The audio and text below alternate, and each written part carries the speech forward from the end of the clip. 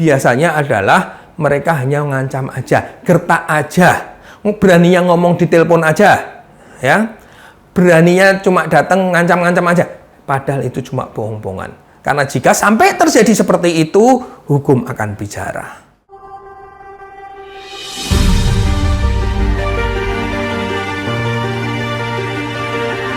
Bismillahirrahmanirrahim. Assalamualaikum warahmatullahi wabarakatuh. Saudara-saudara, apa kabar? Gimana? Utangnya sudah lunas?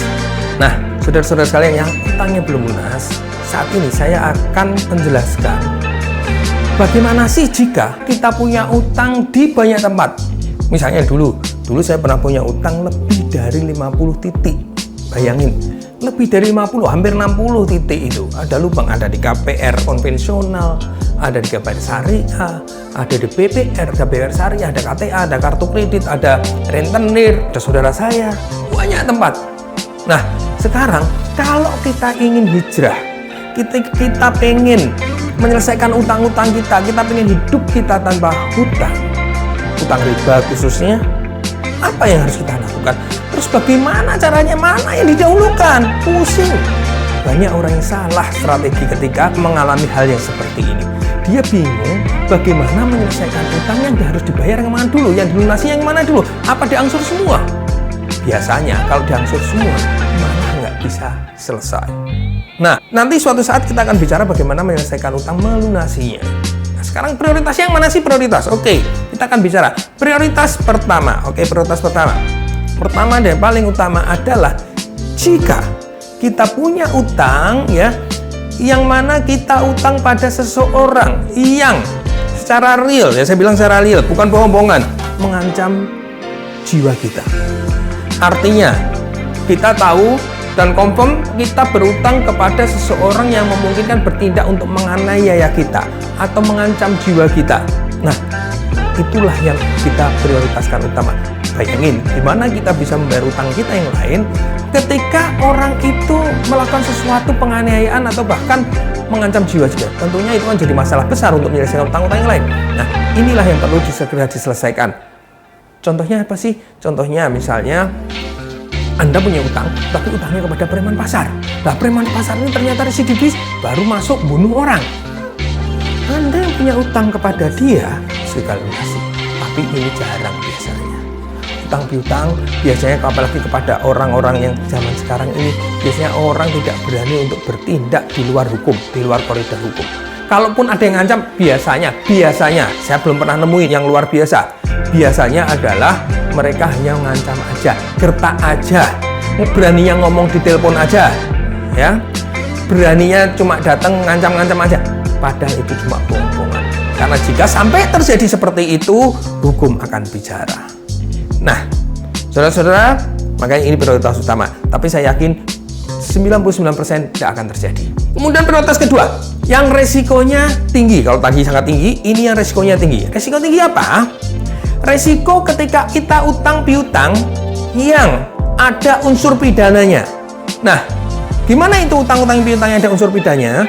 Jadi basically, biasanya 95% lebih utang piutang adalah perdata.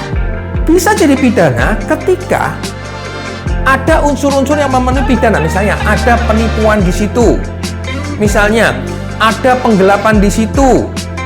Contohnya apa sih? Contoh kasusnya misalnya seseorang menjadi bendahara di suatu arisan, ya. Kemudian dia tidak bisa mengembalikan. Inilah penggelapan, inilah unsur pidana. Kemudian apalagi ketika seseorang punya koperasi, anggotanya nyimpen uang di koperasinya dia. Lalu, suatu saat anggota koperasinya mau narik uangnya tidak ada. Karena mungkin dilempar dalam bentuk kredit dan kreditnya macet. Ya. Kemudian apa lagi? Nah, ini yang punya giro. Biasanya, ketika ada giro 3 lembar berturut-turut, ya, 3 lembar. 3 lembar ini bisa jadi unsur pidana ketika kita membuat giro yang kosong atau tidak kita isi ketika harusnya jatuh tempo. Nah, basically, kalau kita utang di bank, kita utang di kartu kredit, utang di mana-mana, biasanya itu perdata. Apa artinya perdata? Artinya perdata itu tidak bisa dipenjara. Artinya perdata itu bukan urusannya polisi, apalagi tentara. Ya, biasanya 95% lebih utang piutang adalah perdata seperti itu. Kemudian yang ketiga, yang ketiga, resikonya sedang. Resikonya sedang itu apa sih? Ketika kita utang piutang, kemudian secara formal, saya bilang secara formal ya, secara formal itu ada hukum-hukum yang mengikatnya, ada agunan. Kemana? Misalnya ke bank, terus kemudian ada hak tanggungannya, ada fidusianya. Inilah yang berisiko sedang. Artinya, jika dilakukan langkah-langkah hukum, agunan itu bisa dilelang, rumahnya bisa dilelang, mobil atau motornya bisa dilelang. Ini adalah yang ketiga. Kemudian kalau tadi saya bilang yang formal, gimana yang tidak formal itu? Yang nggak formal adalah ketika Anda utang kepada orang lain, yang mana ada agunan, tapi agunannya tidak dicatat secara formal, tidak ada tanda tangan notaris, tidak ada saksi secara legal yang membuktikan bahwa itu bisa dilakukan pelelangan, tidak ada hak tanggungannya, tidak ada fidusianya. Itu secara hukum tidak bisa dilelang. Nah, jadi aman kalau kayak itu. Itu bukan masuk kriteria yang nomor 3. Itu nanti akan masuk ke kriteria yang berikutnya, yaitu yang resikonya rendah. Yang resikonya rendah itu siapa? Yang resikonya rendah adalah di mana kita berhutang kepada orang-orang yang cukup dekat kepada kita, orang-orang yang merupakan saudara kita, orang-orang yang baik dengan kita, sehingga di sini ada beban moral. Kok saya belum bisa menyelesaikan ya? Makanya prioritas yang keempat ya adalah kita menyelesaikan yang ini. Selesaikan kepada saudara-saudara kita, selesaikan kepada teman kita, yang teman dekat kita, yang kita punya utang. Meskipun secara hukum biasanya utang piutang antar teman, antar saudara dan lain sebagainya itu tidak, secara hukum itu lemah sekali. Biasanya lesan-lesan, bahkan hanya transfer saja. Itu biasanya lemah dari aspek hukum, sehingga dia untuk memaksa pun susah. Ya, inilah prioritas yang keempat. Lalu prioritas yang terakhir. Ini yang cukup unik nih. Prioritas terakhir ini, prioritas kelima ya, yang sebetulnya resikonya sangat rendah. Apa itu? KTA, pinjaman online, kemudian kartu kredit, pinjam kepada seseorang yang kita tidak punya beban moral, beban ikatan kekeluargaan dan lain sebagainya, yang dimana kita feel free. Nah, untuk KTA, untuk kartu kredit, untuk pinjaman online, ini yang harus hati-hati. Biasanya mereka lah yang seringkali menagih dengan ancaman, dengan kekerasan verbal, ya, lewat telepon atau datang. Sebetulnya mereka secara hukum salah kalau melakukan dengan kekerasan atau ancaman. Sehingga kalau kita tahu caranya, nanti bisa lihat ke video saya yang berikutnya, bagaimana menghadapi debt collector yang memaki-maki, menghina. Kalau kita tahu caranya, sebetulnya tidak ada masalah, sebetulnya tidak ada resikonya. Nah, ini adalah prioritas terakhir. Ingat, utang harus dibayar. Jadi, dalam Islam, ketika kita tidak mampu, kita boleh mengatur supaya utang yang kita bayarkan berprioritas, bertahap. Tapi niatnya tetap bayar utang. Jangan sampai kita punya perasaan, ini pinjaman online, ini kita KTA atau kartu kredit, yang memang secara hukum positif atau hukum nasional, misalnya nggak dibayar, kita punya caranya, bisa aja itu nggak dibayar seumur hidup. Tapi ingat, di akhirat nanti tetap harus kita bertanggungjawabkan kepada Allah Subhanahu wa Ta'ala, dan resiko ada di sana.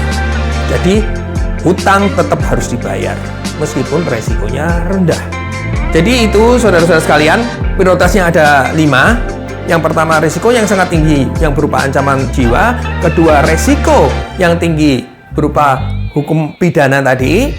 Ini urutan ini juga menunjukkan prioritas. Yang kemudian yang ketiga, yang risiko sedang yang kita bayar berikutnya adalah ketika kita punya agunan di bank, koperasi, dan lembaga formal lainnya. Kemudian kemudian risikonya yang rendah itu adalah ketika kita punya utang pada orang-orang yang dekat dengan kita, kita punya beban moral kepada kita.